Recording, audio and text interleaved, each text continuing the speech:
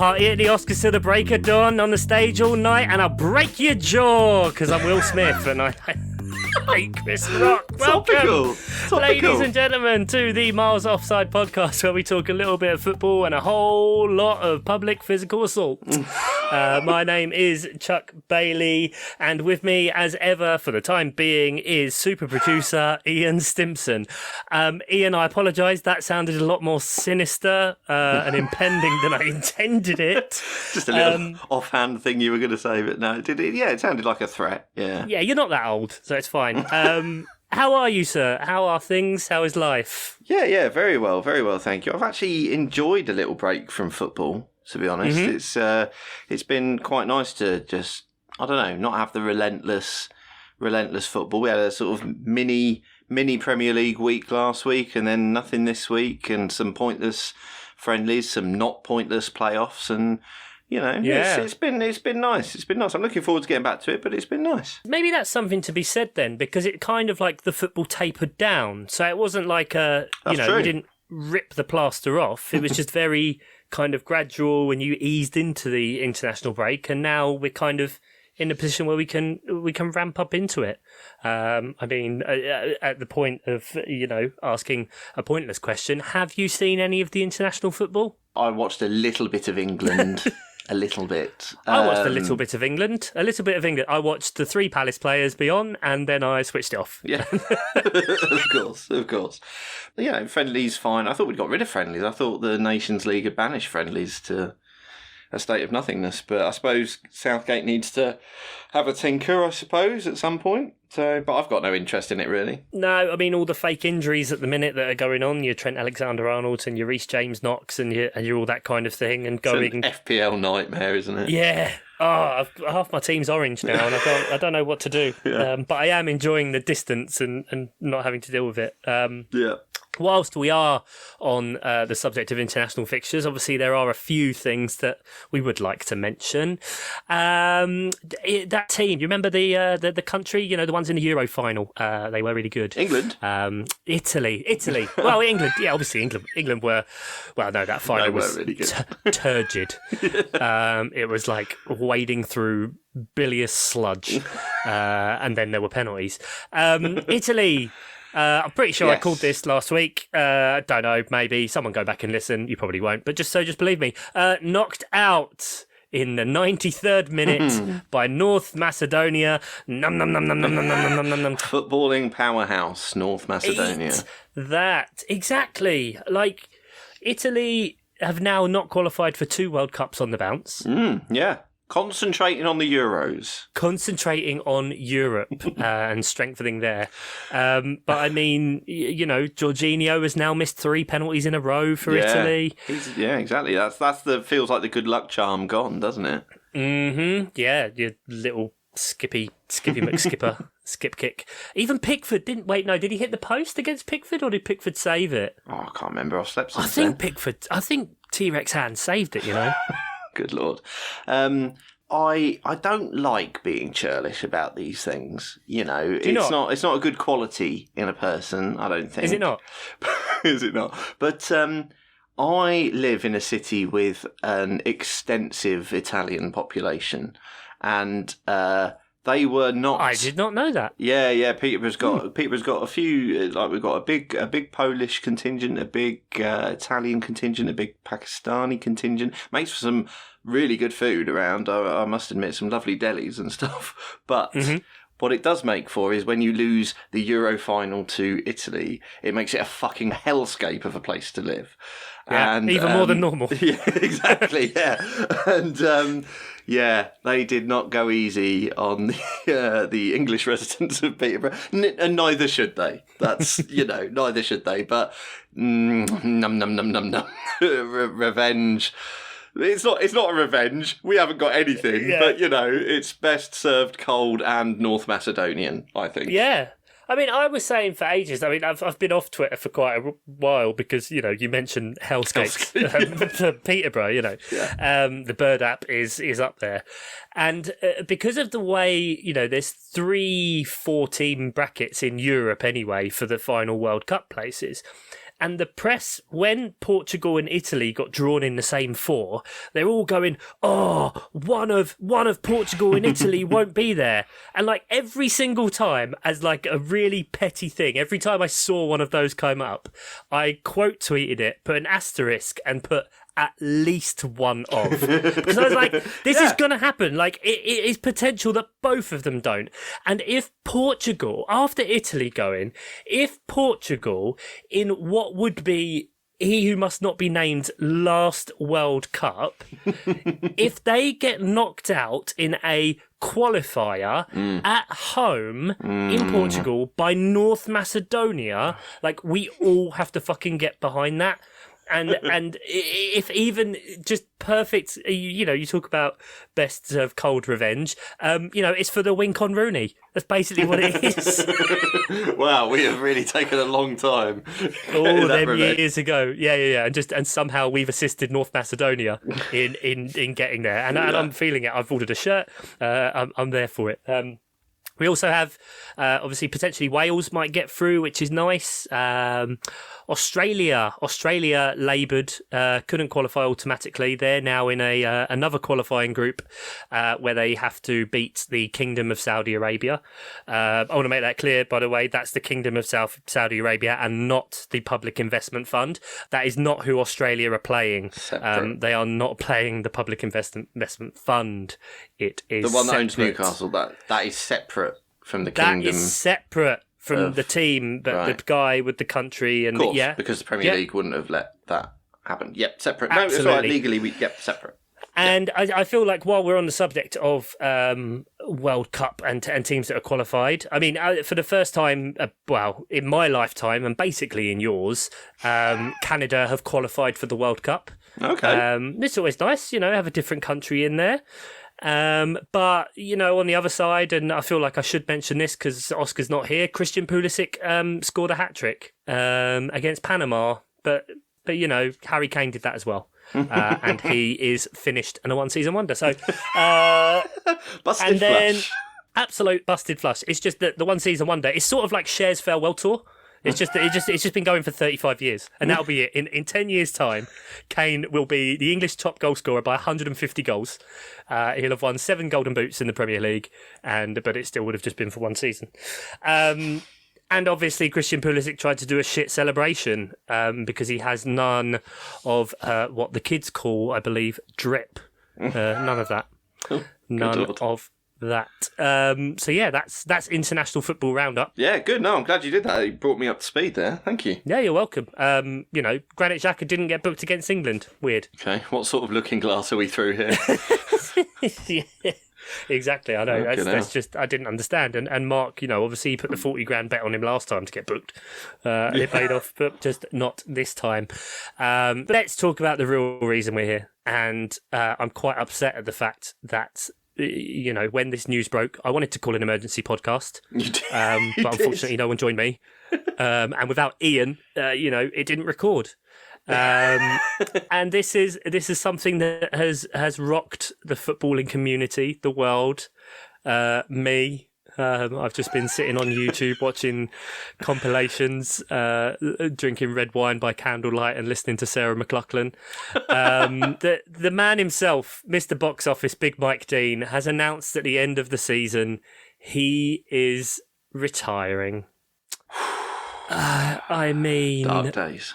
What are the words, Ian? What are the words that come to mind at such a time like this to assuage the pain of our listeners, as I'm sure that they will be feeling the same as us? I don't know that there are any words, except that refereeing is something that is a very thankless task, isn't it? And every now and then a personality comes along. Certainly on the world stage, you think of, Kalina, who even non-footballing people knew who he was from his look and his stare and literally pushing players. There is a video of him just pushing someone, just going like, "What are you doing? No, get back!" And again, it's just like, yeah, that's cool. But like, we need more rest. Yeah, we do. But Mike Dean feels like that. I don't know, like a uniquely British character. This sort of mix of performance, and weird arrogance and genuine love for the game as well. Like he's paid an awful lot of money. I discovered in my research, and but I do get the feeling that he would turn up and do it for very little money. Like he does seem to genuinely love football and sport generally. And he genuinely he will be a loss to the football pitch. So I mean, we'll talk about what he's going on to, obviously, but because we're not losing him entirely from refereeing. Yeah, thank God.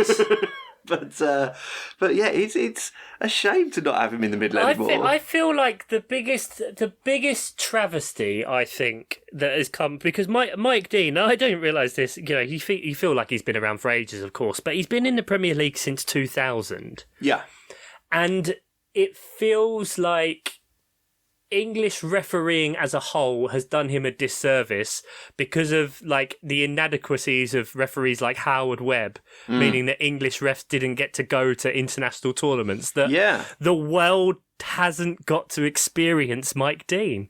Like he's done a few qualifiers, but he never got to go to a major tournament.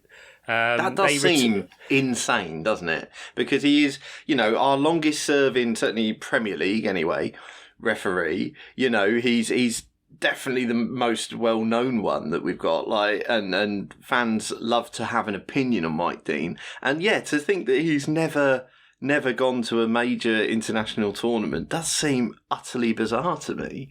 It's just sad. Just you know, it really is. Euro 2008 qualifier between Iceland and Latvia. I mean, what's that?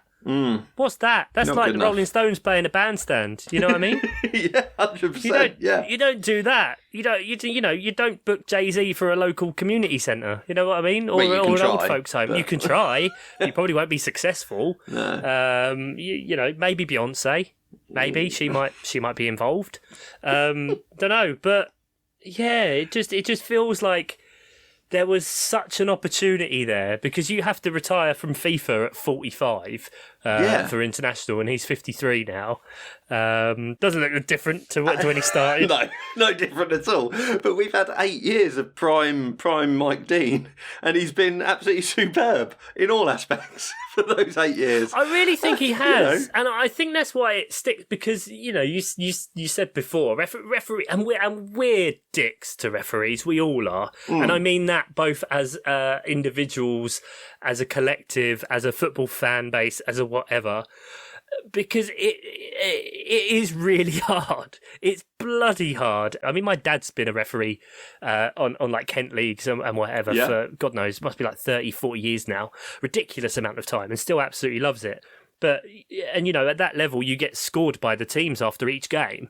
And it's always, funnily enough, if the team won 2-3-0, they score you a really, really good score. And if the other team conceded 3 and lost, then they do a shit. And it's the same for football fans. And, you know, the whole, this ref has an agenda against us and this ref has an agenda. And, like, Mike Dean's actually really good. And I think his perceived kind of arrogance and persona kind of comes from the fact that he just fucking loves it. He just absolutely loves being box office, you know, the celebrations, the off your pops, we'll get to moments. I've got a page of Mike Dean. Oh, you've got a page of moments. I've watched so many YouTube compilations. Brilliant. And just have it when you see someone that is passionate about something they do or something they love. Like, it's just really fun. Yeah. And I think it'll be a really big shame because, you know, having that extra bit of personality and that extra bit of rapport with players, I'm wondering what the response is actually going to be from players at the end of the season if any do come out and say something about him. Some must have loved being refereed by him. Just someone with a bit of personality, because he's not beyond having some banter with them. I'm certain that there must have been players that enjoy being refereed by Mike Dean. Surely, 100%. Yeah. Like he's got, and he's, you know, he's from up in, you know, like the Liverpool area, Cheshire.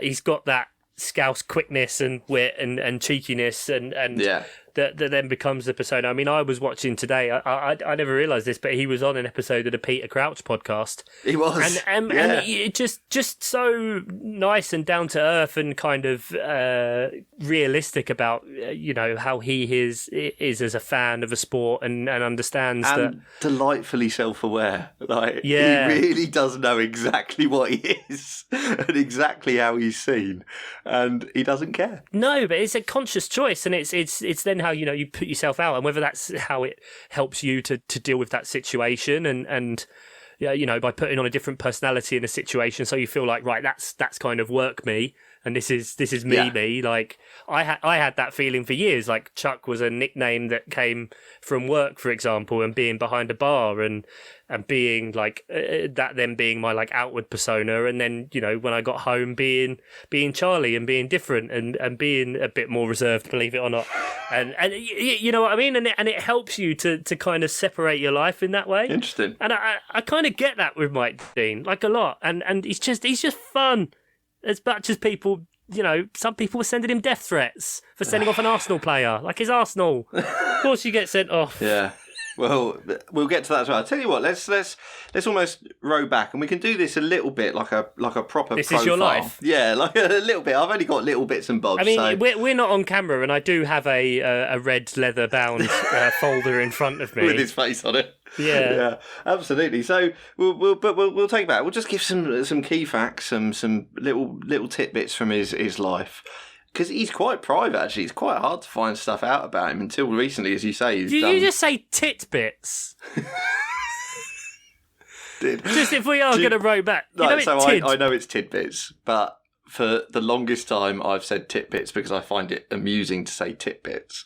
And then I've forgotten that that's not the word now. Right? So I always say titbits and always get pulled up like you just have.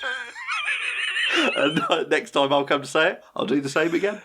Yeah, but the next time I won't acknowledge it, and I'll just go along with it. Just let it happen. Yeah. Okay. Yeah, tidbits. I always forget I do it. Right. Oh, you've put me right off now. So anyway, sorry, mate. No worries. Mike Dean was born on the 2nd of June, 1968, and if there's any old school football ramble fans, that's 1 year from the summer of love. A year after the summer of love. Thank you, Chuck. I'm so happy. You're welcome. In the Wirral, as you mentioned, which makes him 53 years of age, and we discussed his age.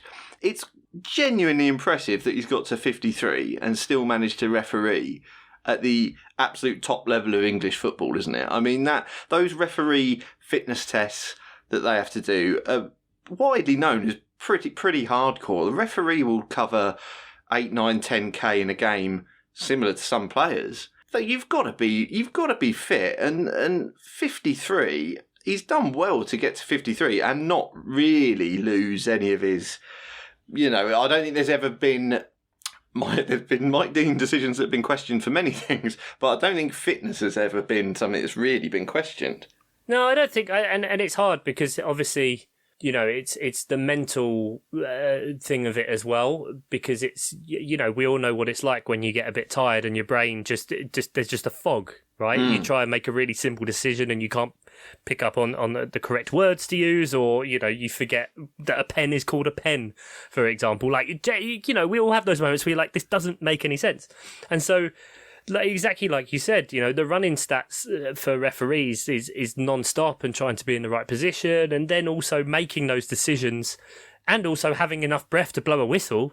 Like, come on now, can we, not all the other players can have whistles and do that kind of thing, but, it'd be distracting for one. But I think you're right, 22 fucking years doing it as well. Like, that's mad. Like, yeah, I couldn't imagine doing 3 games. Just have enough. Just fuck that. I'm done.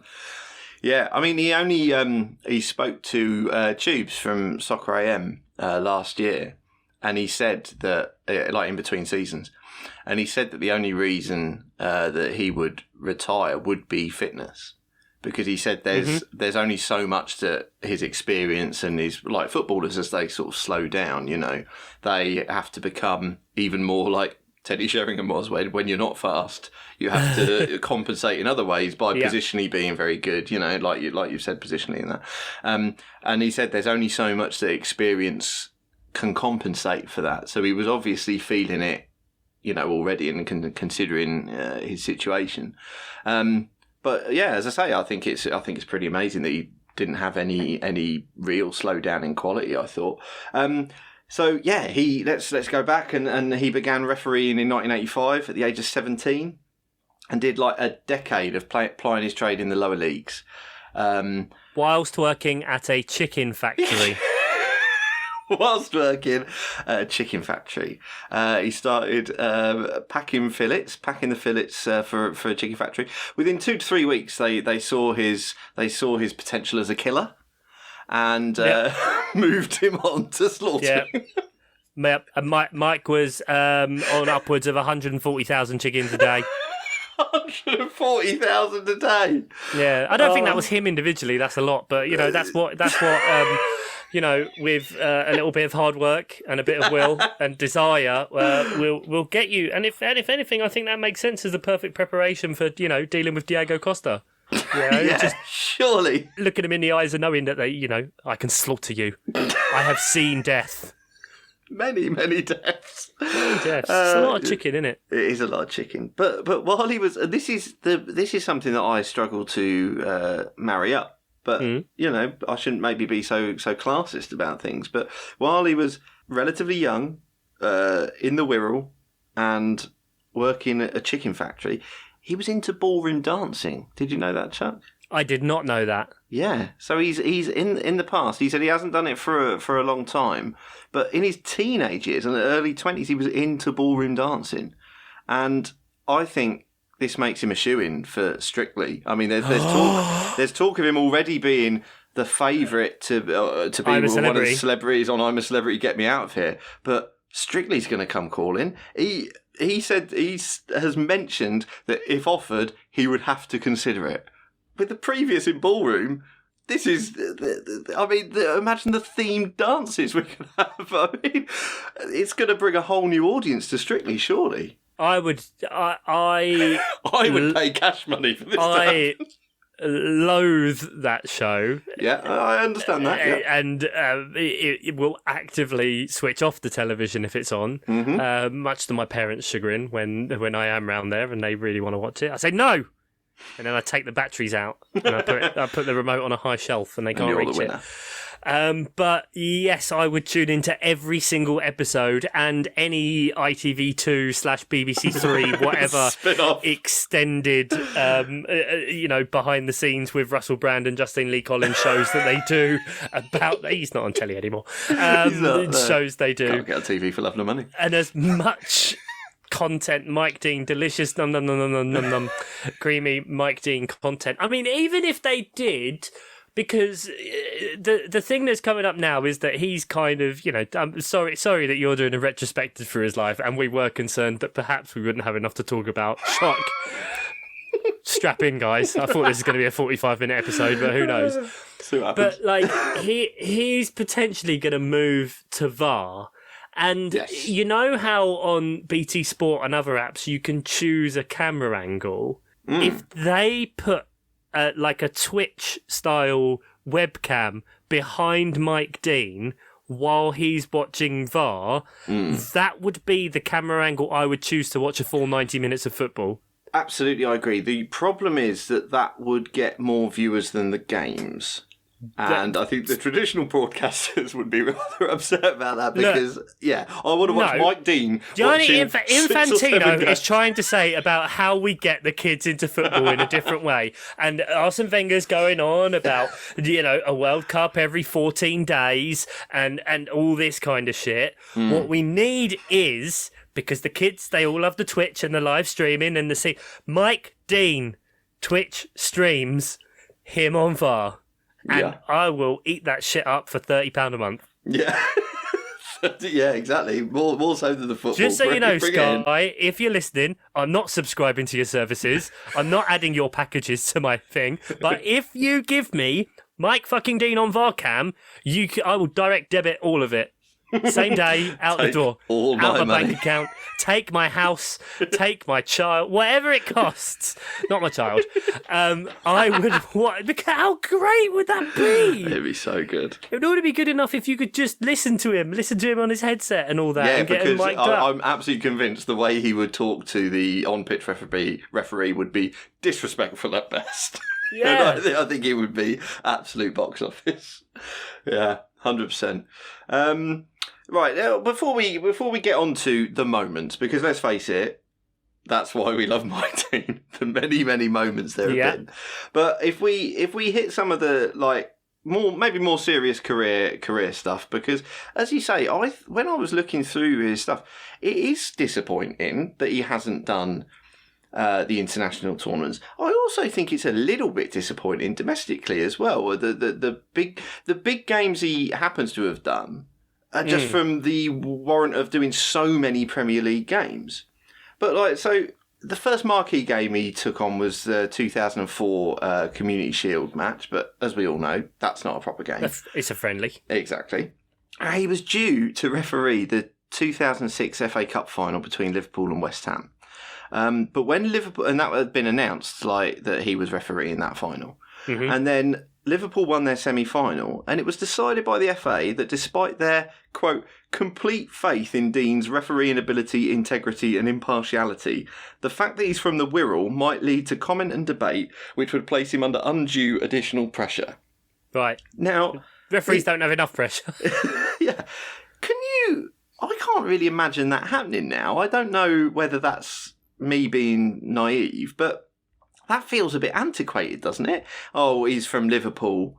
He doesn't support Liverpool, famously.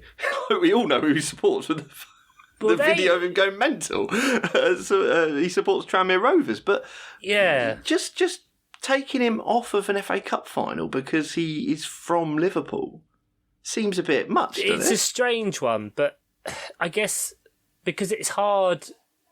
what level do you then go to with impartiality? Because if I've always thought this is strange, because if he says he's from Liverpool so he can't referee those games, right, well then anyone that Liverpool is potentially in competition with, let's say at the top of the league or potentially in the FA Cup final, or the FA Cup, another branch, of the game, or should he then referee that because potentially he's got an impartiality? Exactly. Whatever he does is going to have an impact on outcomes. So and also surely that's really easy to see because you look at because referees would get assessed on this and look at it anyway, the level of decisions that are made, be that correctly or incorrectly, how they're apportioned between the teams. You can see based on balance of play whether that's the case. You can see based on history, is that a fair, a usual average of results or whatever to decisions for a team. Because there's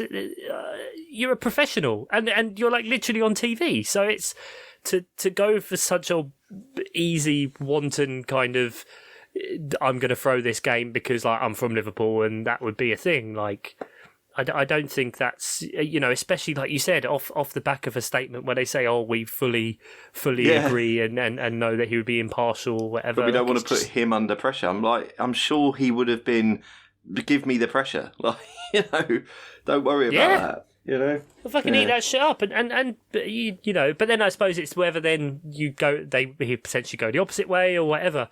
But I know my dad's kind of claim to fame with him refereeing was he assessed the referee Steve Bennett, who was a big Premier League referee for quite a few years, and I think went to international tournaments as well. So I know the name, yeah. He was quite well known, and he was from Orpington. I mean, he still referees now. He's the head of the Kent County referees or something like that, and still referees every so often.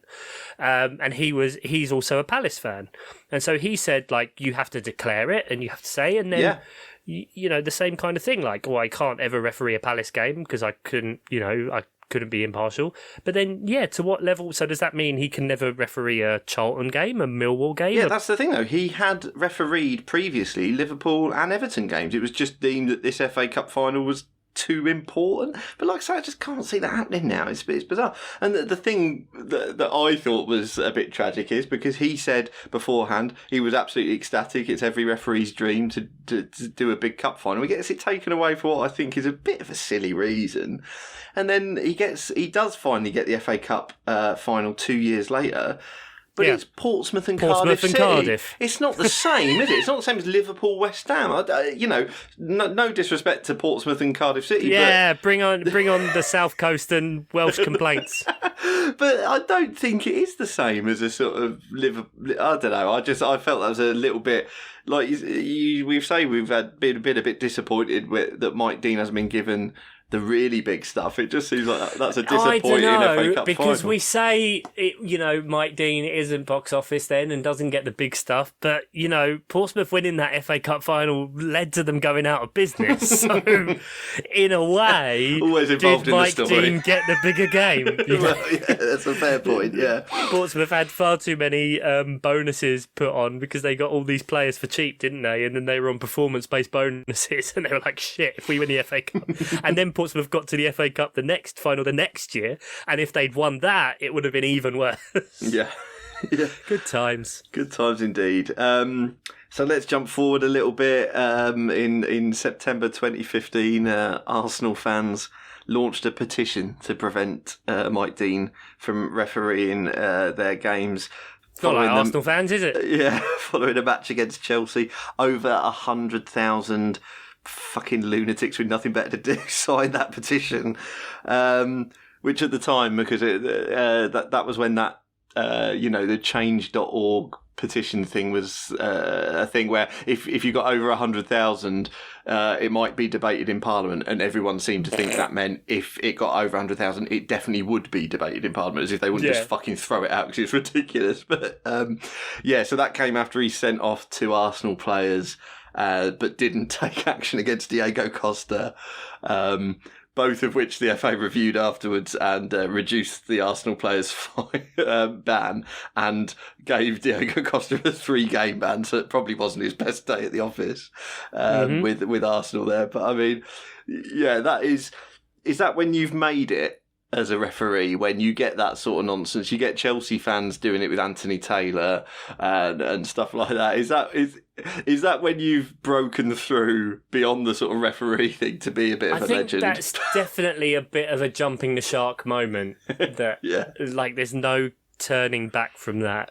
Like there's no reeling that back in. I mean, what year did you say that was? 2015? That was 2015, yeah. So 7 years later, and there's going to be Arsenal fans that are still going on about it, and it's just part of the thing and part of the legend and part of the tapestry that builds up these people that you don't really hear from ever. It's really weird. Like, I didn't even realise that Mike Dean, Peter Crouch podcast thing was a thing, and then I was trying to think. Because we say fairly often about like referees and they're not necessarily held accountable and they get to hide and whatever, but I can't even think of, apart from Peter Walton on BT, like actually hearing a referee speak even. No. Like the first time I heard, I mean, I hate Mark Clattenburg, I absolutely hate him. But the first time I heard him speak with his incredibly soft Newcastle accent, I was just so disarmed and alarmed of like what he sounded like, and God knows, like, how does John Moss speak? How does what is Anthony Taylor?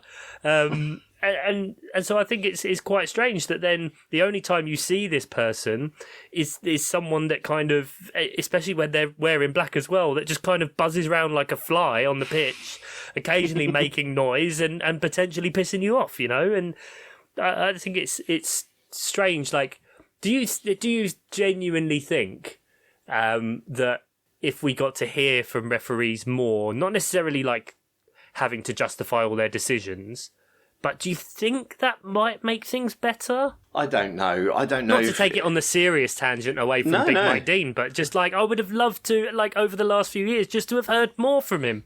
I want more, Mike Dean. Yeah. The problem is that you I guess if you're going to make like a referee's press conference a thing, it happens for all of them. It's not like you can't pick and choose because I would like to hear from Mike Dean after every match he's ever refereed. Like that would be brilliant. It will become a subscription after this. Exactly. This is filled of dreams, Ian. We're going to put it out there. They're going to build it. Yeah, and we will definitely come. Definitely. But I don't know. There's certain referees I probably don't want to hear from, and I don't know whether it would increase the witch hunt thing or decrease it. I'm not sure which way that would go, if I'm absolutely honest. And because also I don't think it would help, because you say that when managers come out, often they'll say things in the heat of the moment, and that always, like, I'm always a bit dubious of that, because when I'm watching football, it seems like it takes about 45 fucking minutes for them to come out.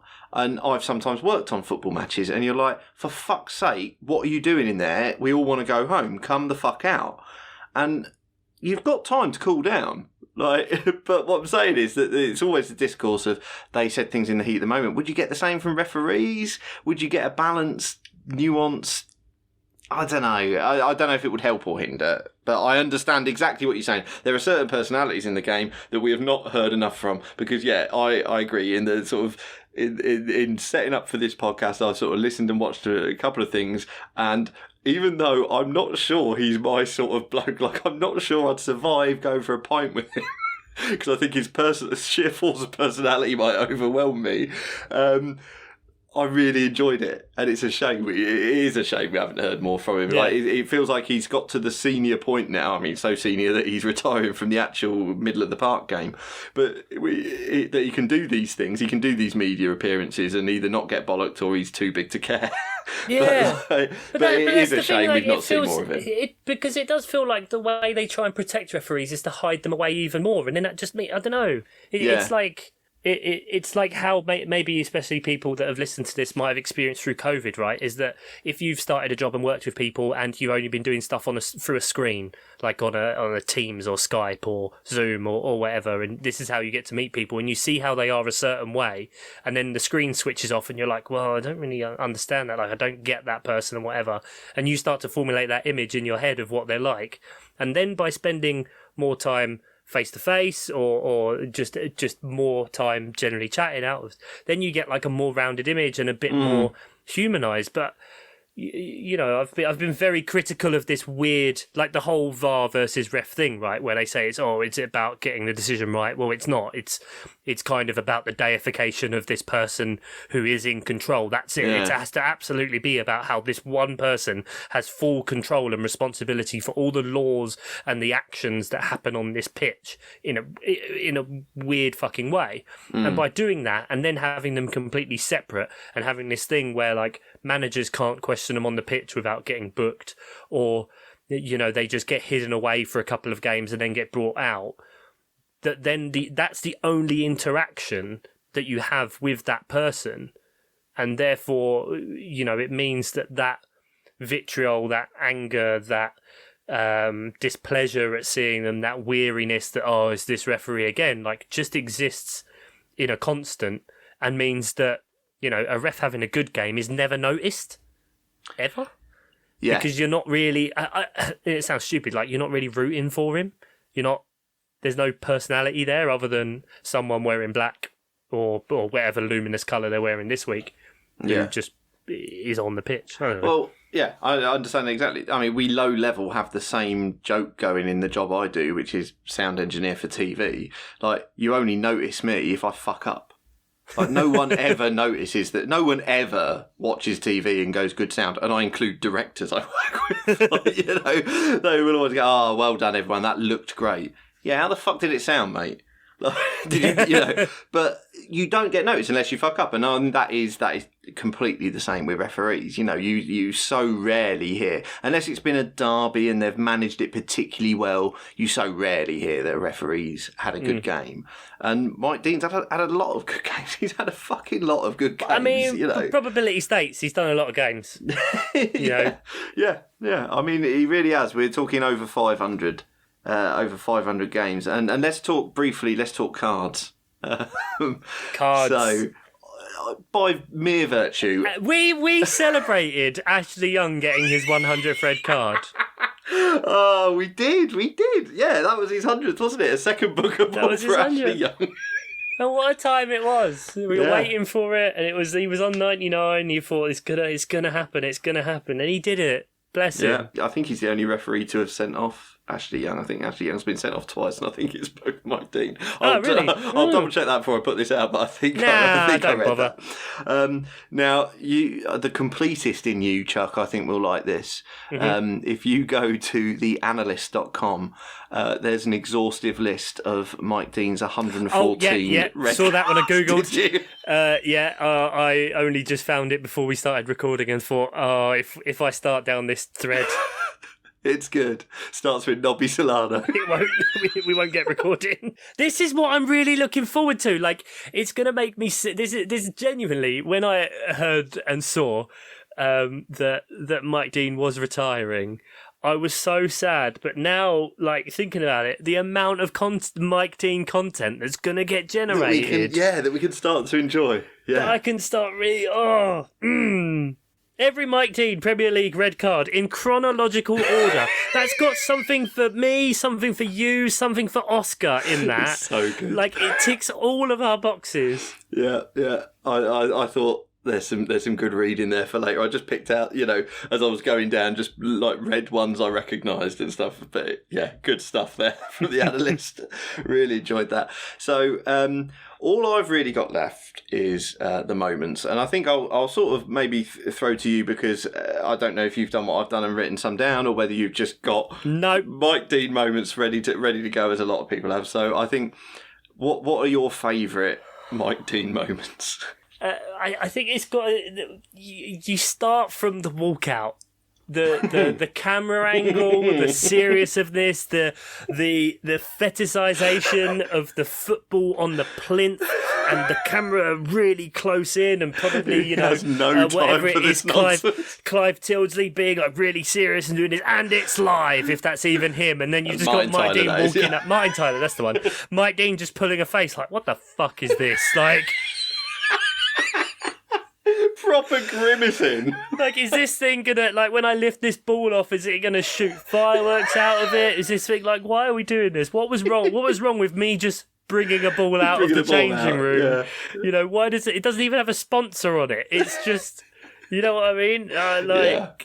And he did it once with all the bubbles coming out at West Ham, and just his face is a beautiful picture because he's just angry and blinking because he's like fucking soap in my eyes and he's dickhead singing about bubbles, and I've got to pick this ball up and pretend. Just what a way to he's the only referee that should probably have his own walk on, like WWE style walk on. Oh dear, I feel like it'd be before it became the England anthem, and that only literally happened this Euros. I feel like it'd come onto some classic track like Sweet Caroline or something like that. Do you know what I mean? Just so it's sort of delightfully retro in its feeling. Anything else comes to mind? Well, do we want to jump straight to favourites?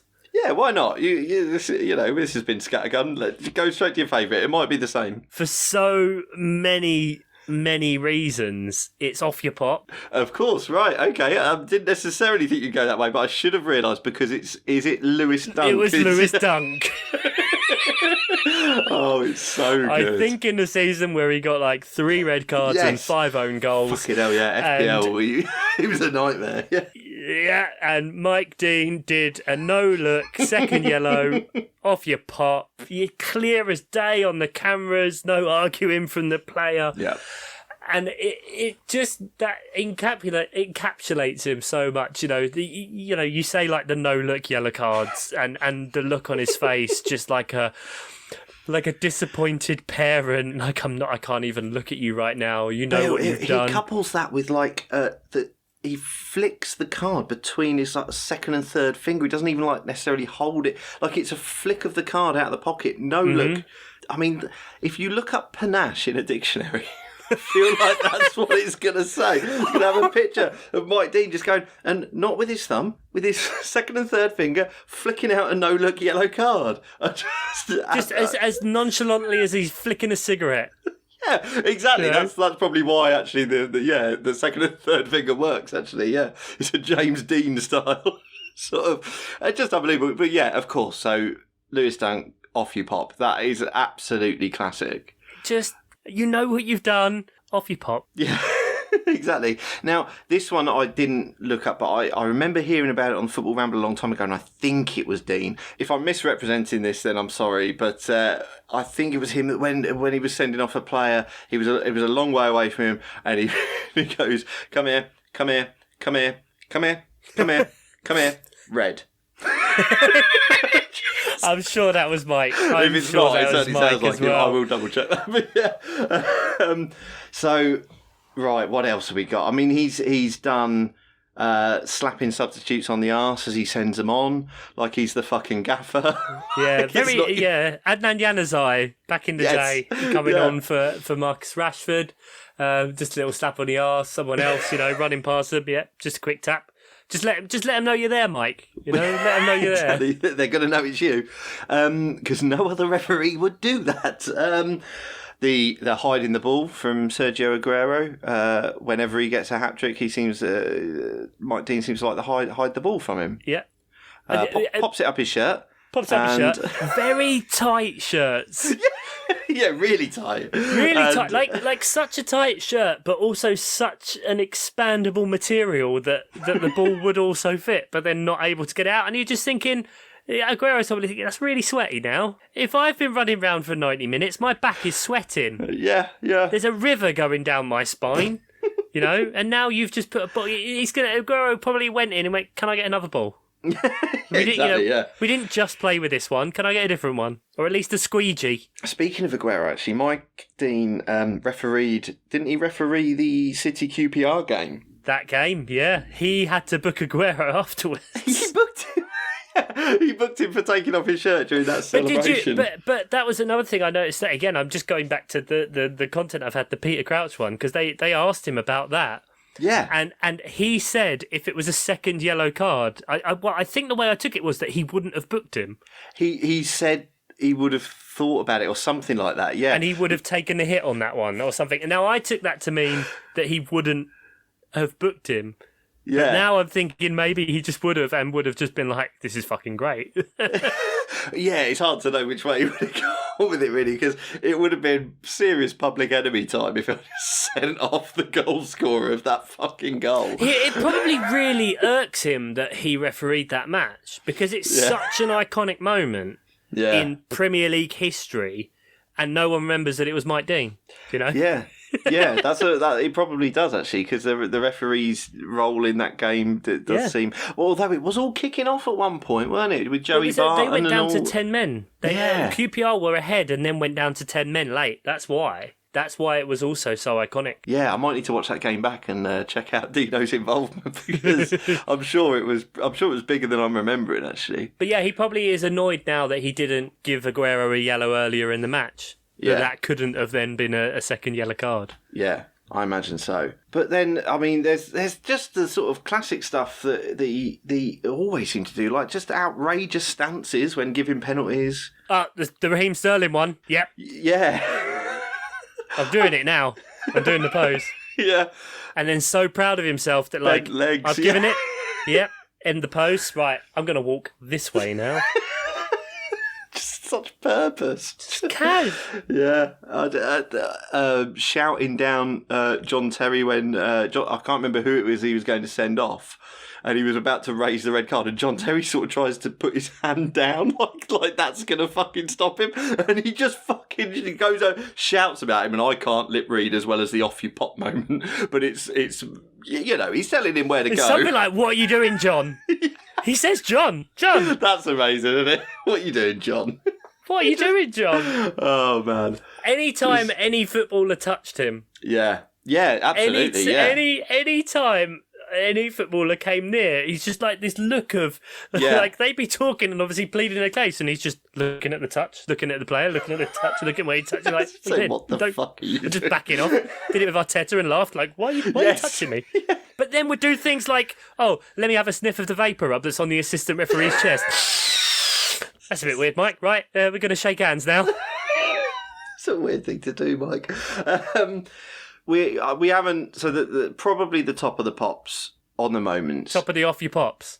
Top of the off you pops. Very nicely done. That's the episode. That's the episode title. Make sure you remember that. Top of the off you pops is probably the celebration of the Tottenham goal or the Tottenham advantage, as Mike would like you to believe he celebrated. He didn't celebrate the goal. He just did a bloody good advance. I learned and qualified as a referee. I did my minimum games and I never went back to it after I got called a fucking cheat by a 12-year-old. Oh, God. Yeah, not a fan. And I got called a fucking cheat after I played an advantage, and a bloody good advantage of that. But I did not reel off in celebration, sadly. It was a pre-Mike Dean era for me at his top. Of course, a simpler time. They said, obviously, because you're assessed as you go, like a more experienced referee is watching you while you do it, and they, make notes and then talk to you afterwards. Right. And they always said, if you can get the correct signal in for playing an advantage, which is the two hands out, like he said at the time, and you can play the advantage, they bloody love that, and you'll get decent marks for it. And I think that was just it. Mike Dean was giving a masterclass that day for all aspiring young referees out there of making the signal, playing the advantage, it leading to a positive, and then just as he just reeling round and kind of join the celebration ish, and just like doing the point back to the centre circle and just running and not stop. Oh. It's just a perfect storm, isn't it? Because, as you say, as he said, you've mentioned the Peter Crouch podcast, and he said on the Peter Crouch podcast that if there's an incident in the box, you don't usually play on. It's usually a penalty or you leave it, and he doesn't. He plays the advantage, and Tottenham go on to score. Which, as you say, you don't want to be an enemy of football, do you? That's what we want. We want flowing football, and we want goals. And the problem is everything is just cranked up to Mike Dean levels. So he's put his hands up for play on. The goal has already been scored, and he's still got his hands up for play on. And as you say, he doesn't just stop, turn around and walk towards the centre circle. He wheels around in that long arc, like running with his hands up, and then when he gets to the sort of apex of his turn and he decides to go back towards the centre circle, he's thrusting his finger at the centre circle, and this whole thing looks like a huge celebration. Just arms up, never going down, wheeling round, and then pointing, thrusting towards the centre circle. I understand so much now why you hate laps of honour, because the lap of honour was completed that day. It was completed. The arc of Mike Dean was to ruin the lap of honour for you forever. Oh, Ian, I'm so happy, but also so upset for you at the same time. How do I find this joy back in my life? I don't know, but yeah, it's so good. It's so good, and he as he's talked about it before, he said when I saw it on TV, I thought, "Fucking hell, I'm going to get a bit of a bollocking tomorrow."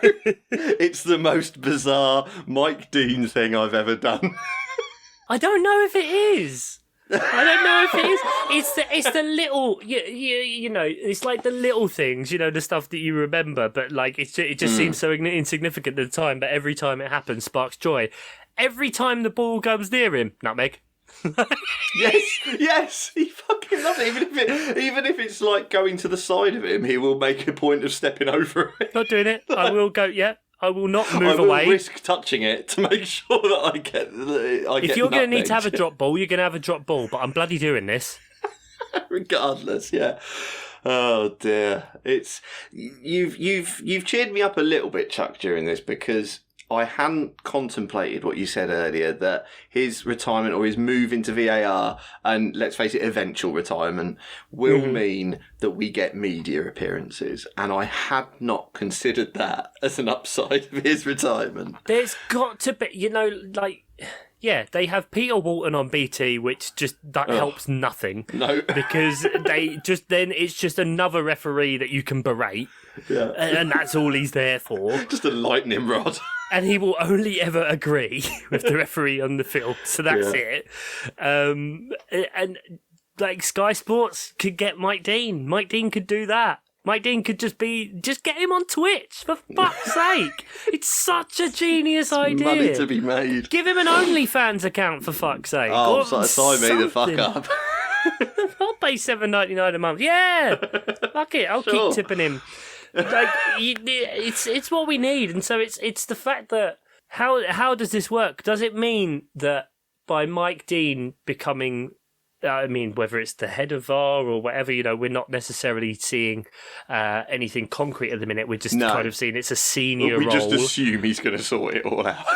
That's what we're doing. Do we finally get then, because Mr. Box Office himself is there, that VAR gets to take more control of games away from the cult of the on-pitch referee? Is Mike Dean, is this the Skynet situation that sees the death of all referees on pitch? I don't mind it. Yeah. In every situation, someone's the Miles Dyson, and he wasn't a fan of it before. He said he hated the idea. He was one of the biggest advocates for not having VAR and not wanting someone in his ear. Yeah. Was he? Well, now, I like that. He's created this. It's just it's got to be. It can only be a good thing. He's still involved, surely, right? Please. Oh, I've enjoyed this, Chuck. I've really enjoyed this one. You needed this. We need to celebrate as much as we criticise referees and that. And yeah, he gets paid $200,000 a year, which in football terms is nothing. But fuck me, that's a lot of money. But it is a lot of money. That's a lot of money. How many games a season do they do? 30? 25, it's a lot 30? of money. It's a lot of money, like on a pro rata basis. It's up there.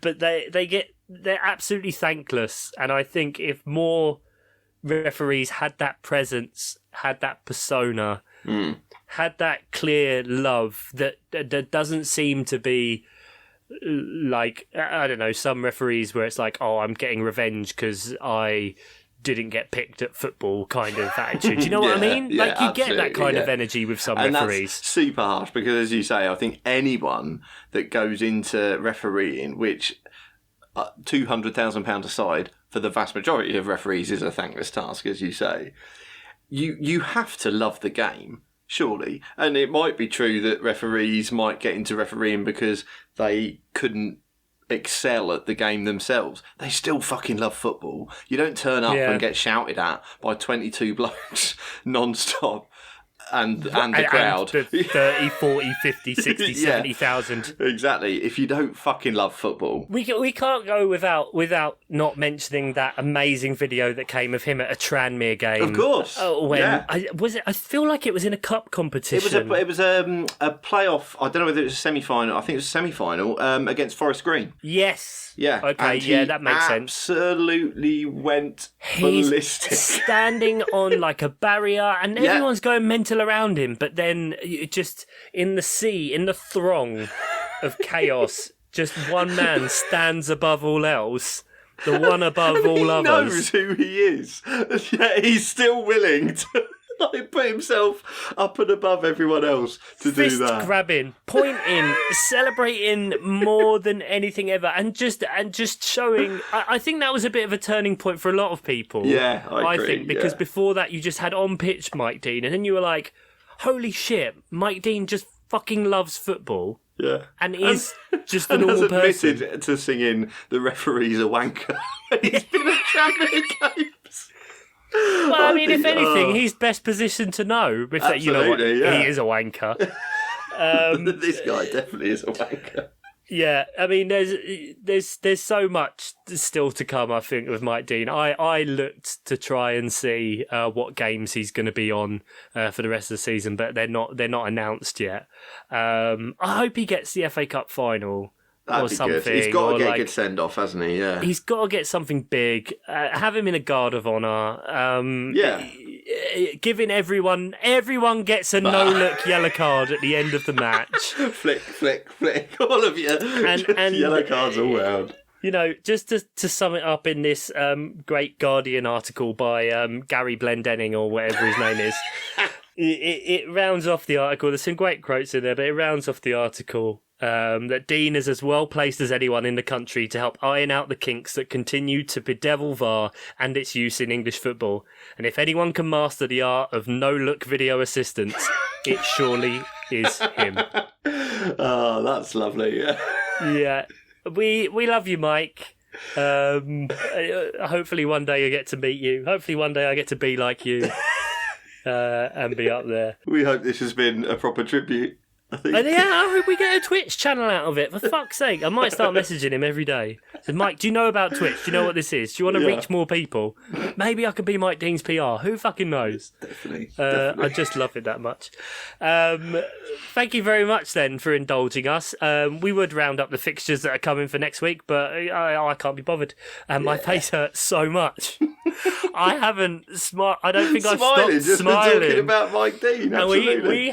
We haven't even been on video, so it's not like it's for anyone else other than myself. But I think in whatever little way we can in this crazy world, we haven't even mentioned the fact that Roman Abramovich has maybe been the victim of a chemical attack. God, that's joyous. But you know, take solace from a bloke from Cheshire who just bloody loves things. Go watch a Mike Dean compilation. Have a bit of joy.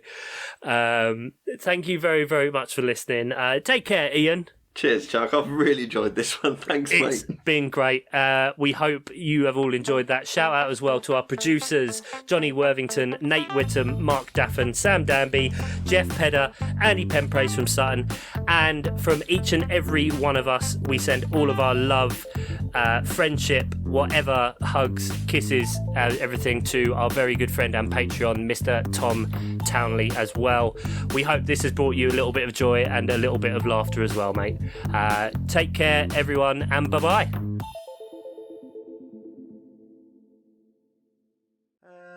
Right, okay, cool. Well, I haven't got the tunage. No, and I was just thinking, I was waiting for you to say, hey there, sports fans, but that's not this one, is it? No, it's not that one, no. It's a proper... Oh, shit. Oh, have you got to come up with something now? Intro. What's a Will Smith song? Very good. Just the two of us, Miami, getting jiggy with it. Party in the city where the heat is on all night and day. Party in the city where the heat is on all night on the beach till the break of dawn. All night on the beach till the break till of I break dawn. your jaw.